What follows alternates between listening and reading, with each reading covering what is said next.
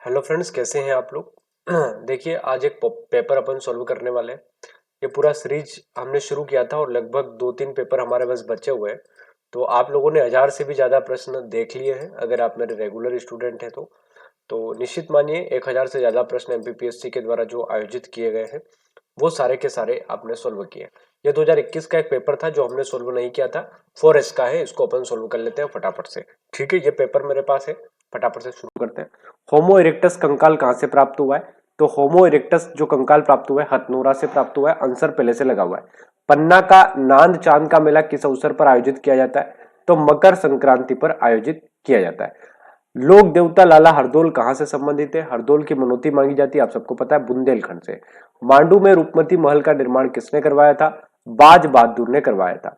मध्य प्रदेश में पर्यटन संचालनालय की स्थापना किसने कब की गई? 1961 में की गई। ठीक है सर, अगला प्रश्न पर आते हैं। ग्वालियर किले में किसे भारत के किलों का माला या मोती कहा था? यानी कि जिब्राल्टर किसने कहा था? तो बाबर ने कहा था। यानी कि ग्वालियर के किले को सिरमौर किसने कहा था? तो बाबर ने कहा था। बड़ा अच्छा प्रश्न है। निम्नलिखित में से कौन सी जनजाति, मैं थोड़ा सा इसको इधर खसका लेता हूं। निम्नलिखित में से कौन सी जनजाति को कौन सी जनजाति अपने आप को रावण का वंशज मानती है? तो गोंड भी मानती है और कोरकू भी मानती है। प्रणामी संप्रदाय का मध्य प्रदेश में मुख्य केंद्र कौन सा है? तो प्रणामी संप्रदाय का जो मुख्य केंद्र है वो पन्ना जिला है। ठीक है। वीर मित्रोदय लेखक कौन था? तो मित्र मिश्र जो है वीर मित्रोदय के लेखक है। पिथौरा चित्रकला किस जनजाति से संबंधित है? तो पिथौरा चित्रकला जो है भील जनजाति से रिलेटेड है। ठीक है सर। ये लक्की जीरोक्स आपको नंबर दिख रहे होंगे, तो ये इंदौर में एक जीरोक्स वाले भैया हैं, उनका ये नंबर है। आप कोई भी नोट्स वगैरह वहां से मंगवा सकते हैं। निम्नलिखित में से मध्य प्रदेश राज्य का सबसे बड़ा एकल सैटेलाइट सौर ऊर्जा संयंत्र कहाँ है? तो रीवा में एकल ऊर्जा सौर संयंत्र है। पढ़ा है अपन ने। ठीक है सर। भारत सरकार द्वारा खान मंत्रालय की रिपोर्ट के अनुसार 2022-23 के अनुसार मध्य प्रदेश के किस खनिज का सबसे बड़ा उत्पादक है? तो इस प्रश्न को डिलीट कर दिया गया है। मध्य प्रदेश में कोयला भंडार की दृष्टि से निम्नलिखित में से कौन सा स्थान महत्वपूर्ण नहीं है? तो कोयला भंडार की स्थिति में सुहागपुर, सिंगरौली और पेंच कानन तो इंपॉर्टेंट है। कौन सा इंपॉर्टेंट नहीं है? तो नीमच इंपॉर्टेंट नहीं है। मध्य प्रदेश में निम्नलिखित में से कौन सा बाघ अभ्यारण्य टाइगर रिजर्व क्षेत्रफल की दृष्टि से सबसे छोटा है?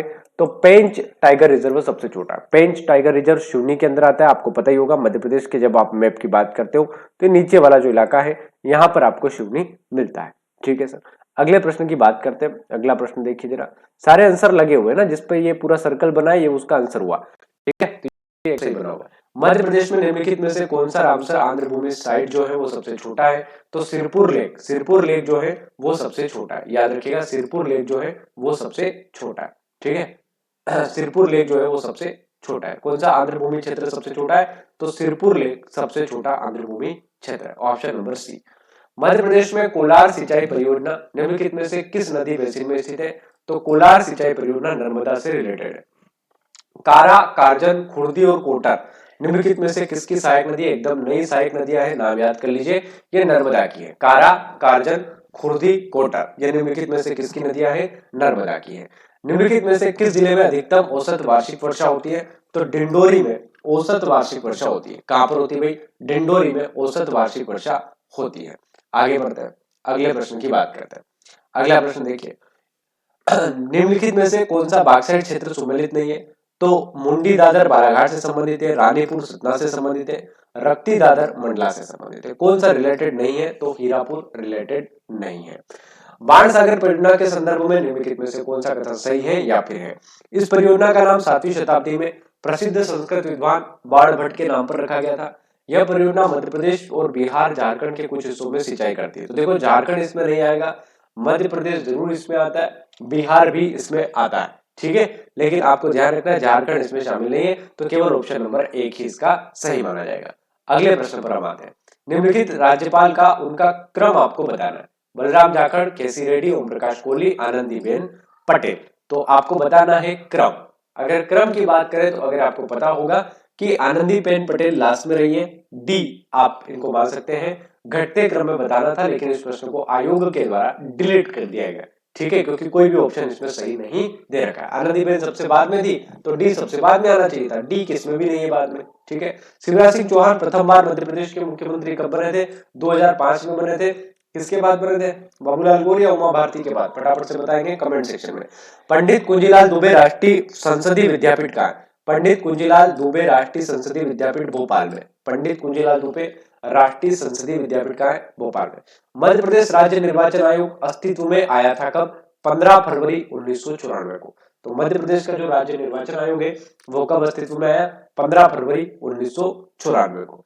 अगला प्रश्न देखिए, राज्य निर्वाचन आयुक्त की सेवानिवृत्ति की आयु कितनी होती है? जो राज्य निर्वाचन आयुक्त होता है उसकी सेवानिवृत्ति की जो आयु होती है वो कितने साल होती है? ठीक है, तो आंसर आपको बताना है कि जो राज्य निर्वाचन आयुक्त होता है उसकी सेवानिवृत्ति की जो आयु होती है वो 62 साल होती है। ठीक है, जो कि यहाँ पे नहीं दे रखा है। ठीक है, तो इसको डिलीट कर दिया गया। 62 दे रखा है तो इसको डिलीट किया गया है भाई। राज्य निर्वाचन आयुक्त की सेवानिवृत्ति की आयु यहाँ पे दे रखी है, तो इस प्रश्न को क्या कर दिया गया भाई? डिलीट कर दिया गया है आयोग के द्वारा, क्योंकि जो राज्य सरकार ने निर्वाचन आयोग की जो उम्र बता रखी है उसमें ऑप्शंस में नहीं दे रखा है। ठीक है, तो राज्य सरकार के अनुसार इसका उत्तर अलग है।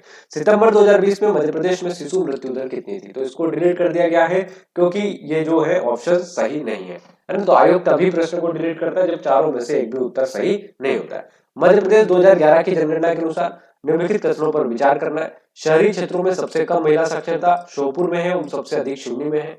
मंडला जिले में ग्रामीण जनसंख्या का सबसे अधिक अनुपात है। मध्य प्रदेश में महिला साक्षरता पिछले दशक की तुलना में 8.9 बढ़ी है। कौन सा सही है? तो केवल ए सही है और सी सही है।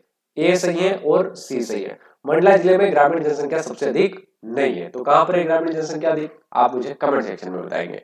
स्थिर भावों के आधार पर 2022-23 में मध्य प्रदेश की प्रति व्यक्ति आय कितनी है? अगर फिर से यही प्रश्न आपसे पूछ ले तो इतना ही आप मान लीजिएगा 65,000 के आसपास। यानी कि अभी 2025 वाले पेपर में भी अगर आपसे यही प्रश्न पूछ ले तो आप मान के चलिएगा 65,000 वाला उत्तर आपको करना है। 60-62 ऑप्शन में दे रखा है तो उसको मत कर लेना।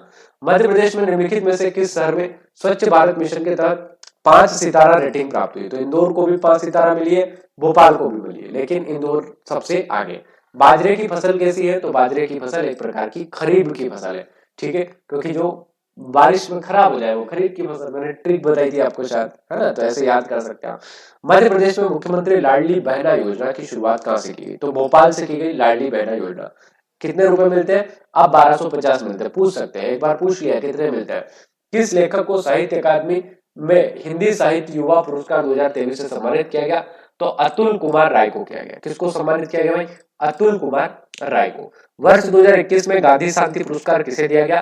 तो गांधी शांति जो पुरस्कार है वो गीता प्रेस गोरखपुर को दिया गया। गीता प्रेस गोरखपुर को गांधी शांति पुरस्कार दिया गया। सिकल सेल एनीमिया मिशन 2047 जो है, सिकल सेल एनीमिया एक बीमारी है।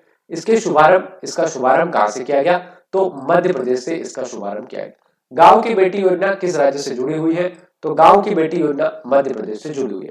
कूनो राष्ट्रीय पार्क में लाए गए चीते किस देश से लाए गए हैं? तो नामीबिया से लाए गए। कूनो राष्ट्रीय पार्क में लाए गए चीते नामीबिया से। विश्व बैंक ने नवनिर्वाचित अध्यक्ष कौन है? तो अजय बंगा नवनिर्वाचित अध्यक्ष है विश्व बैंक के। हिंडोला महल मध्य प्रदेश के किस जिले में स्थित है? तो हिंडोला महल है धार में स्थित। ठीक है, कहां पर? धार में।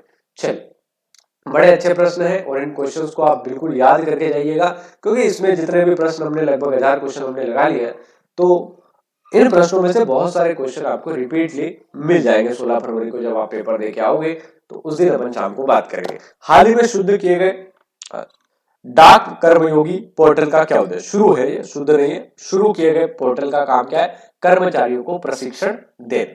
हाल ही में स्मिता कुमारी को किस क्षेत्र में विशेष उपलब्धि के लिए Guinness book of world records में शामिल किया गया था? तो योग के लिए किया गया था। ठीक है, स्मिता कुमारी को योग के लिए किया गया था। ठीक है, सीपीयू स्टैंड करता है central processing unit. Object oriented program criteria संतुष्ट करता है उपयुक्त सभी। ठीक है, तो ऑब्जेक्ट ओरिएंटेड उपयुक्त सभी। अगले प्रश्न पर आते हैं। अगला प्रश्न देखिए जरा। अगले प्रश्न की बात करते हैं। इंटरनेट ट्रेड के लिए पॉपुलर मार्केटिंग स्ट्रेटेजी है नेगोशिएशन। ठीक है, इंटरनेट ट्रेड के लिए पॉपुलर मार्केटिंग स्ट्रेटेजी नहीं है नेगोशिएशन। प्रमोशन करते भाई इंटरनेट पर हम, प्राइस प्रोडक्ट रहते हैं, नेगोशिएशन नहीं होता है ना, सब्जी वाला थोड़ी है। चलिए, निम्नलिखित में से कौन सा आर्टिफिशियल इंटेलिजेंस का रूट नहीं है? तो फिलॉसफी, एवोल्यूशन, आइसोलेशन या कंप्यूटिंग। तो आइसोलेशन जो है नहीं है। ठीक है, चलिए निम्नलिखित में से कौन सा यूजर डाटाग्राम प्रोटोकॉल को सपोर्ट नहीं करता है? ठीक है, निम्नलिखित में से कौन सा यूजर प्रोग्राम प्रोटोकॉल को सपोर्ट नहीं करता है? तो रियल एपीटी नहीं सपोर्ट करती है। ठीक है, चलिए आगे बढ़ते हैं। यूएसबी पोर्ट को किस वर्ष प्रस्तावित किया गया था? तो 1996 में प्रस्तावित किया गया था। 1996 में, 1996 में इसे प्रस्तावित किया गया था। ठीक है, आगे बढ़ते हैं। आर्टिफिशियल इंटेलिजेंस का उपयोग निम्नलिखित में से कौन करता है? आर्टिफिशियल इंटेलिजेंस का उपयोग निम्नलिखित में से सभी करते हैं। एटीएम मशीन होती है B2C। एटीएम मशीन कैसी होती है? B2C काम करती है। 1 गीगा बाइट में समतुल्य होता है तो 2 की घात 23। ठीक है, माउस जॉयस्टिक ट्रैकबॉल उदाहरण है पायरेटिंग डिवाइस के। तो माउस जॉयस्टिक और ट्रैकबॉल किसके उदाहरण है? पायरेटिंग डिवाइस के उदाहरण। ठीक है, तो हिंदी और इंग्लिश दोनों में छपा हुआ था। ठीक है सर, एक और पेपर देख लेते हैं। ये इंजीनियरिंग स्किल डेवलपमेंट का है, 2023 में हुआ था। वोकेशनल ट्रेनिंग के लिए पेपर आयोजित किया था एमपीपीएससी के द्वारा। ठीक है सर, ये पेपर हम पहले कर चुके हैं। ठीक है, तो पीडीएफ में मेरे पास यही पेपर अभी है, तो इसको हम नहीं करेंगे क्योंकि ये पेपर हम ऑलरेडी कर चुके हैं। ठीक है, तो बहुत बहुत धन्यवाद। आज एक ही पेपर करेंगे, तबियत भी थोड़ी सी सही नहीं है, तो इस पेपर को आप जरूर देखिए। लगभग 1000 से ज्यादा प्रश्न हम कर चुके हैं और मैंने वीडियो बना लिया है करंट अफेयर का, तो वो मैं बहुत जल्द अपलोड कर दूंगा। ठीक है, क्योंकि उसमें थोड़ा सा बड़ा वीडियो बना है, तो उस वीडियो को बनाने के बाद मतलब रात में उसको अपलोडिंग पे रख दूंगा, तो कल तक अपलोड हो जाएगा। कल नहीं भी होगा तो कल शाम तक आपको मैं उपलब्ध उसको करवा दूंगा। ठीक है, इंडिया के करंट अफेयर का मैंने पूरा बनवा लिया है, एमपी का भी मैं डाल दूंगा। फिर करंट अफेयर आपको कहीं से नहीं पढ़ना, ना कोई मैगजीन खरीदना, ना कोई किताब खरीदना। ठीक है, बहुत बहुत धन्यवाद। जय हिंद।